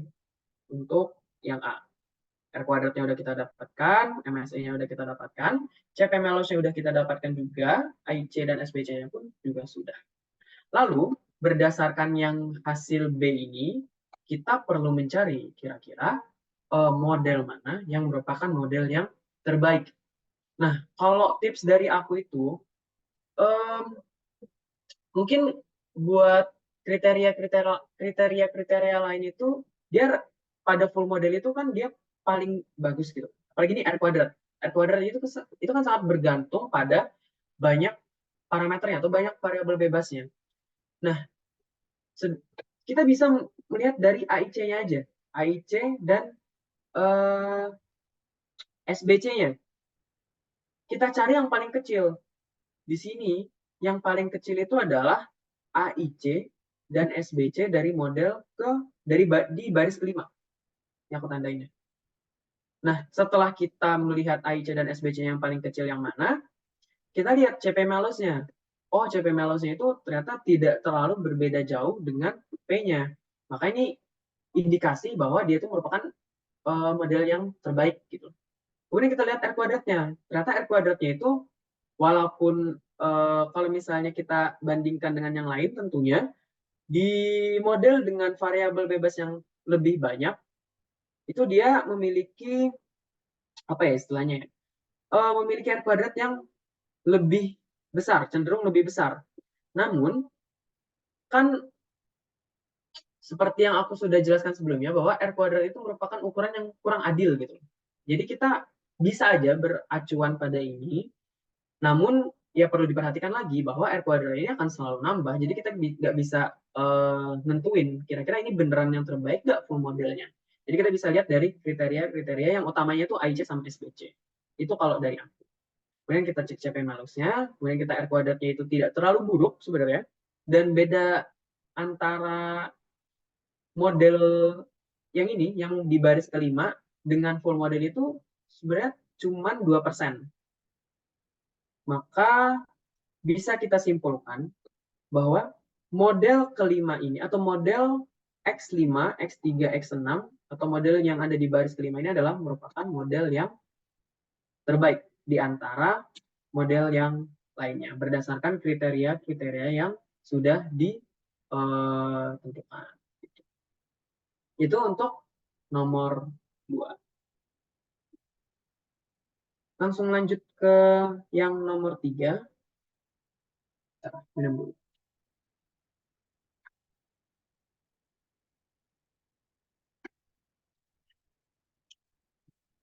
Jadi di sini soal nomor 3 itu aku udah import datanya. Mungkin teman-teman bisa juga cek ke grup Genesis ya, teman-teman. Jadi di sini ada apa ini? Oh, ini kebalik. Harusnya ini X.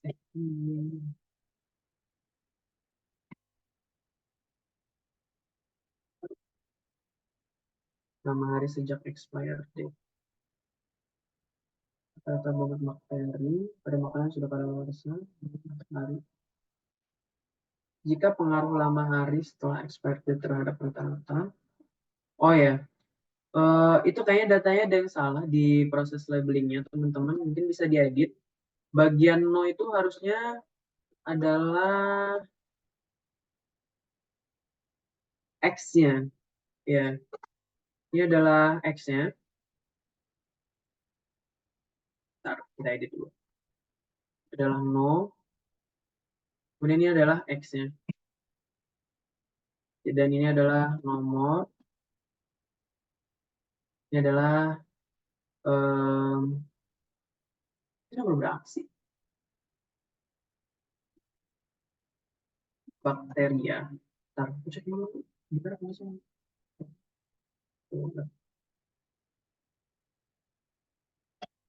Bakteria ini lama expired.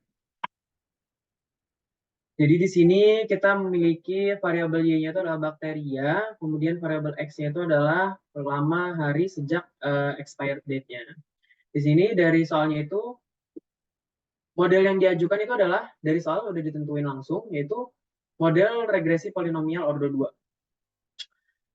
Di sini untuk yang A itu ujilah apakah efek kuadratik berpengaruh dalam menjelaskan hubungan antara kedua variabel. Jelaskan jawaban Anda. Jadi kita bisa regresikan terlebih dahulu datanya. Misalnya kita langsung mengregresikan tanpa melakukan proses transformasi, misalnya aja. Karena nanti akan berkaitan dengan bagian soal yang selanjutnya. Jadi kita compute dulu X-nya. Kita cari X kuadrat. Ini tinggal kita kalikan X kali X. Kita akan memperoleh X kuadrat. Kemudian kita regresikan. Analyze, regression, linear. Sini Y-nya adalah bakteria. Kemudian X kuadrat itu sebagai X kuadrat dan X-nya itu sebagai variabel bebasnya. Di sini karena dia tadi di soal selanjutnya itu kita perlu disuruh buat ngecek multikolinearitas, maka kolinearity diagnostiknya diaktifkan. Continue. Oke. Di sini kita dapat melihat bahwa pada data itu kita lihat VIF-nya, kolinearity statistiknya, VIF-nya itu sangat besar, itu 72,429, dan untuk X kuadratnya itu adalah 72,429 juga. Maka dari hal ini kita bisa menyimpulkan bahwa pada data itu terjadi yang namanya multikolinearitas. Sehingga kita perlu melakukan transformasi. Makanya tadi transformasinya nggak aku lakukan di awal, karena itu ada hubungannya dengan soal. Jadi proses transformasinya adalah kita perlu mencari X bar-nya terlebih dahulu. Jadi kita kurangkan dengan X bar pada proses transformasinya. Sehingga kita cari terlebih dahulu X bar-nya. Sini kita masukkan. Ini X bar-nya adalah 5. Maka kita bentuk variabel baru. variabel X yang baru, X new misalnya, ini X yang lama itu karena meannya tadi adalah 5, maka X kurang 5. Oke, kita akan memperoleh X new, kemudian kita kuadratkan.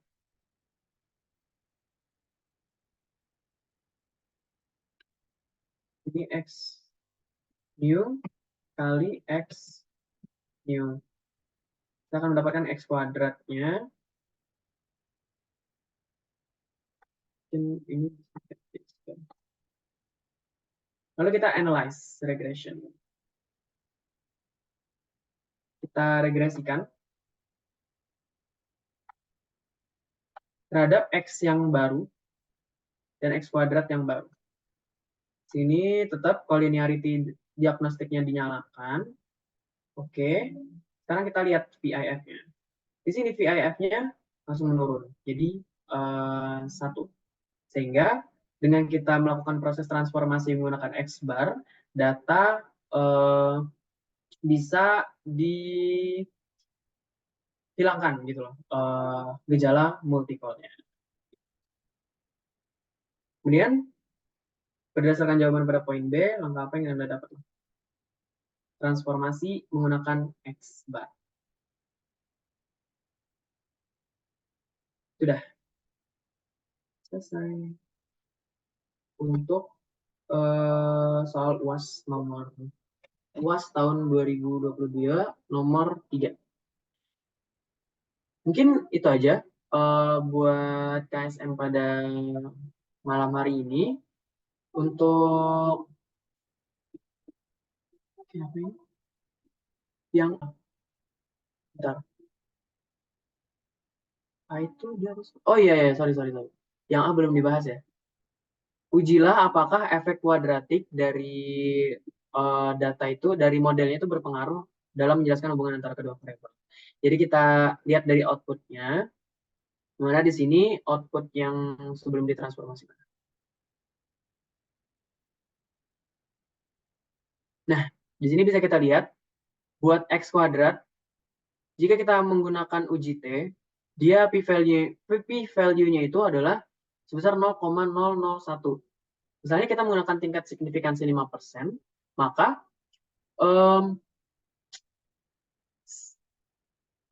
hasil dari uji T itu dia menyatakan bahwa X kuadrat atau efek kuadrat itu memiliki pengaruh yang signifikan terhadap variabel Y. Itu untuk pembahasan yang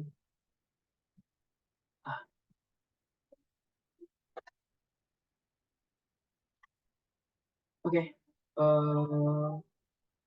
Selesai untuk pembahasan tentang UAS tahun 2022. Selanjutnya akan kita lanjutkan terkait dengan sesi tanya jawab. Mungkin buat sesi tanya jawab aku serahkan ke moderator dulu. Terima kasih.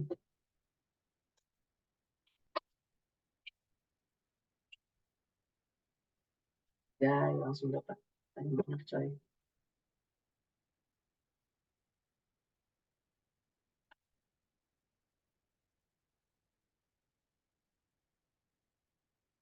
Ini langsung aku jawab atau gimana? Ya, mungkin udah masuk ini ya, sesi tanya jawab. Mungkin untuk teman-teman yang ada pertanyaan, boleh disampaikan via chat juga boleh. Langsung aku jawab atau Ya, boleh sekalian dijawab itu. boleh. Pelan-pelan ya. Untuk pertanyaan pertama, untuk all possible regression dengan kriteria CP-Mellows, kalau misalkan kasusnya kayak di praktikum, di mana nggak ada titik yang berada di bawah garis, adanya yang tepat di garis dan di atas garis, itu milih yang mana? Oke, aku izin menjawab ya. Di contoh data kita tadi, atau yang kita kerjakan tadi itu terkait sama pertanyaan Jadi ini bisa kita lihat ya, bahwa CP Mallows itu dia nggak ada yang berada di bawah P-nya. Maka kalau misalnya nggak ada yang di bawah P-nya, kita bisa mencari yang paling dekat. Kalau misalnya sama itu, yang full model itu pasti sama. Jadi kayak apa ya, walaupun kriteria yang pasti itu sebenarnya sama, tapi buat full model ini sebenarnya jangan langsung diambil kesimpulan bahwa yang model terbaik itu adalah full model. Jadi kita perlu mencari yang lain terlebih dahulu. Gitu. Makanya aku tadi menyampaikan saran, kita lihatnya dari AIC dan SBC-nya terlebih dahulu. Terus, karena kita cari yang paling dekat, di sini kan yang paling dekat dengan nilai P-nya itu adalah yang model X5, X3, dan X6. Ini CP Mallows-nya adalah 4,44 dan dia yang paling mendekati terhadap P-nya. Di sini P-nya adalah 4, sehingga dia adalah model yang terbaik untuk menentukan berdasarkan CP Mallows. Itu untuk pertanyaan pertama. Kemudian untuk pertanyaan kedua, untuk mengatasi heteros dan normalitas, kapan kita melakukan transformasi pada Y saja, atau pada X saja, atau kedua-duanya? Oke. Mungkin buat normalitas itu, dia sebenarnya buat transformasinya, kita lebih utama itu di kedua sisi ya. Ntar aku coba catatan.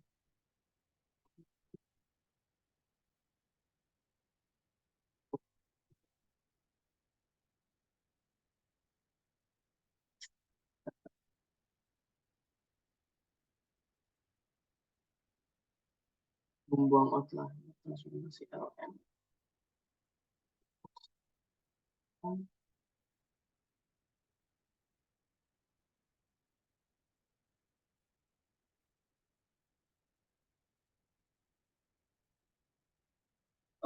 Sebenarnya buat kapan kita make transformasi terhadap variabel atau kayak kapan kita perlu melakukan pada satu sisi aja atau pada kedua sisi atau cuman pada X-nya aja, itu sebenarnya nggak ada aturan yang pasti ya kalau misalnya setahu aku.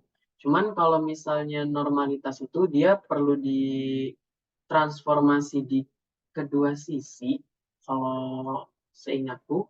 Terus buat heteroskedastis itu dia di bagian I-nya aja. Bentar aku cek lagi buat yang homoskedastis.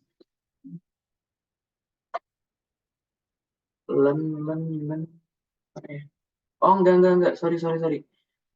Buat heteroskedastis itu dia tetap dua-duanya.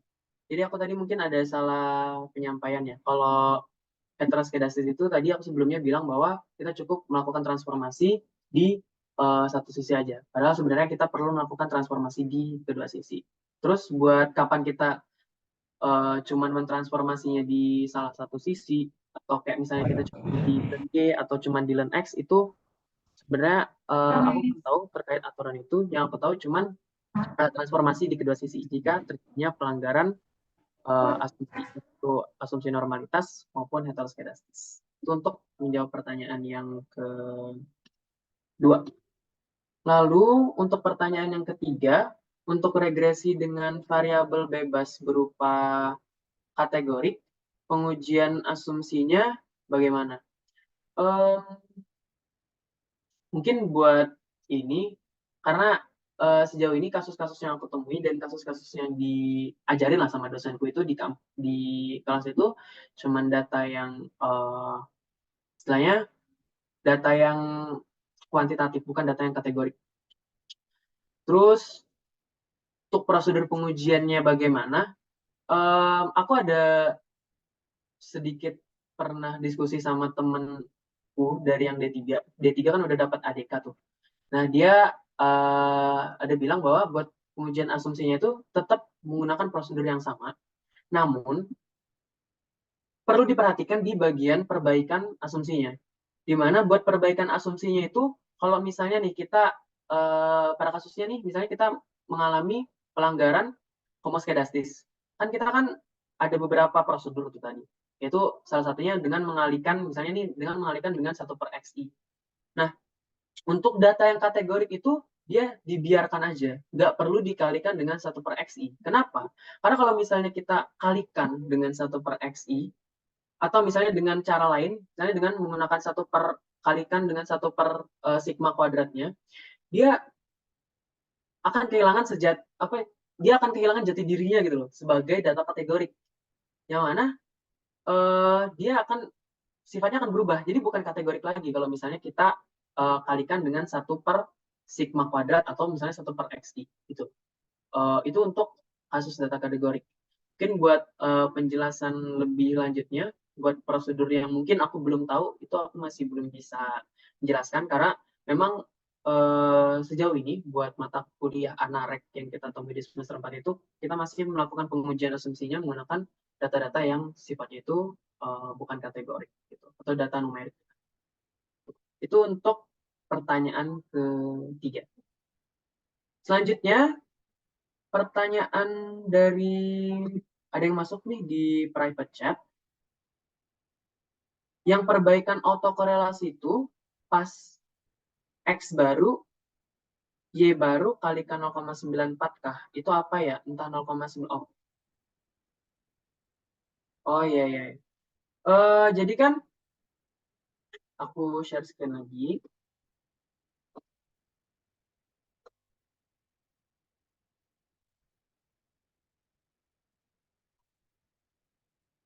Ya, soalnya.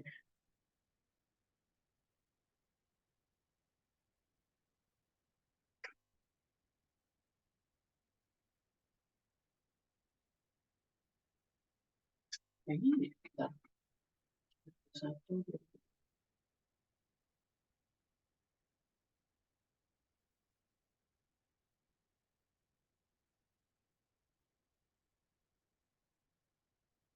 Oke. Jadi di sini soal 0,94 tadi Cochrane of cut ya.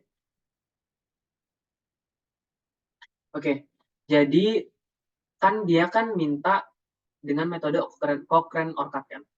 Cochrane-Orcat itu dia sebenarnya adalah pengembangan dari generalized differencing. Jadi aku coba buka PPT autokorelasi. Jadi kan kita ada transformasi menggunakan pembedaan umum kan, generalized difference. Nah, pada generalized difference itu dia YT-nya itu dikurangi dengan rho YT min 1. Atau YT dikurangi rho lag dari Y-nya. Gitu. Y kurang dari Y kurang rho kalikan lag Y-nya. Dan juga X-nya juga begitu. Nah, rho di sini tuh bisa kita generalisasi sama dengan 1. Yang mana di situ sesuai dengan pertanyaan kamu tadi ya. Yang mana pertanyaan kamu itu cuman Y min lag Y saja. Nah, itu sebenarnya bisa. Rho-nya sama dengan 1. Namun, itu bukan metode Cochrane-Orcat. Di sini, metode Cochrane-Orcat itu rho-nya kita estimasi menggunakan rumus ini. Makanya kita perlu mencari R-nya terlebih dahulu. Di mana kita tadi dapat R-nya itu adalah 0,946161. Atau kita bulatkan aja jadi 0,94. Makanya buat YT-nya itu, atau Y-nya kita kurangkan rho kali lag Y dengan rho-nya itu adalah 0,94. Karena emang dari soalnya itu diminta buat menggunakan Cochrane-Orcat. Gitu. Itu kenapa tadi dikalikan dengan 0,94.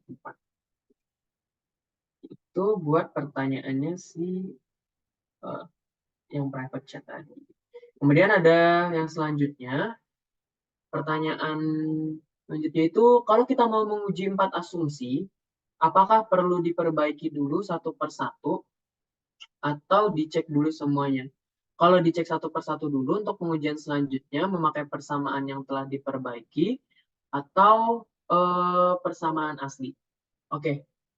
Ini sering dipertanyakan sama teman-temanku juga, dan aku sebenarnya masih belum dapat teori yang pasti tentang hal tersebut, kalau dosenku di kelas itu kalau nggak salah dia bilang bahwa pemeriksaan asumsi itu perlu dicek langsung gitu semuanya. Dicek langsung semuanya bareng-bareng. Kemudian kita lihat data kita itu melanggar asumsi yang mana. Nah, kemudian kita misalnya nih dia melanggar asumsi normalitas, maka kita perbaiki terlebih dahulu. Kemudian kita cek lagi apakah dia karena gini, kadang ada beberapa asumsi yang bisa diselesaikan dengan satu solusi gitu. Kayak tadi, heteroskedastis dengan pelanggaran normalitas. Itu kan normalitas itu dia bisa diatasi dengan transformasi menggunakan logaritma natural. Dan juga heteroskedastis juga.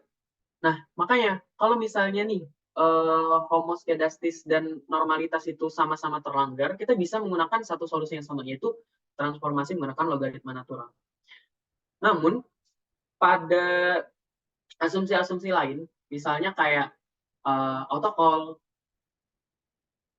itu tidak ada ini ya, tidak ada apa sih namanya, tidak ada semacam mungkin pengetahuanku yang masih kurang, tapi tidak ada metode yang pasti. Kalau misalnya gimana kalau misalnya kita autocall dulu nih, ternyata yang terlanggar. Terus habis autocall ternyata dia terlanggar asumsi yang lain. Terus bagaimana cara memperbaikinya itu tidak ada teori yang pasti. Cuman aku juga pernah berdiskusi sama temanku, katanya eh setiap asumsi itu kalau misalnya dia kayak apa ya namanya istilahnya, asumsinya tuh terlanggar berkombinasi secara kombinasi gitu, dia ada metode-metodenya sendiri.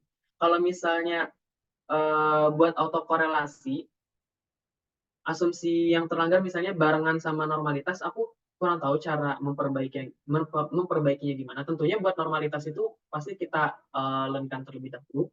Namun buat info yang pastinya aku masih belum bisa apa ya, memberikan info fixnya gitu loh. Bagaimana caranya kalau misalnya asumsinya tuh yang terlanggar lebih dari satu. Apakah kita perlu perbaiki satu-satu terus kita cek lagi, atau kita perbaiki secara bareng-bareng kayak homoskedastis dan normalitas tadi. Itu sebenarnya aku masih kurang apa ya, kurang memiliki pengetahuan yang lebih terkait hal tersebut. Gitu. Jadi sorry ya kalau misalnya jawabannya masih belum maksimal. Itu. Terima kasih atas pertanyaannya. Mungkin dari pertanyaan ini nanti aku bakalan coba cari lebih lanjut lagi. Kira-kira apakah ada yang ingin ditanyakan lagi teman-teman?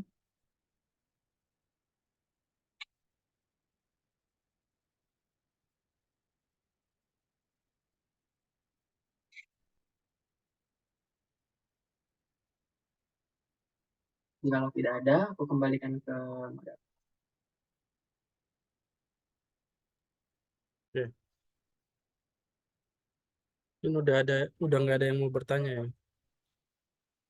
Oke, kalau gitu mungkin kita ke sesi dokumentasi dulu. Jadi bagi teman-teman yang bisa on cam, eh, dipersilakan untuk on cam. Ya, aku tunggu sampai 21.52 lah.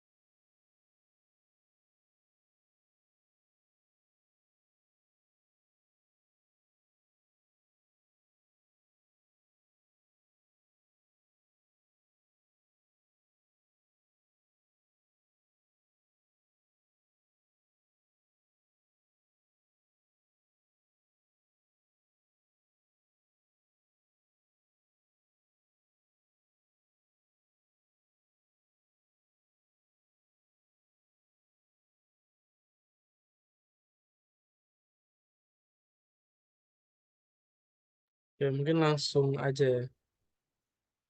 Oke, 1, 2, 3. Ya, mungkin gaya bebas, terserah. Oke, 1, 2, 3.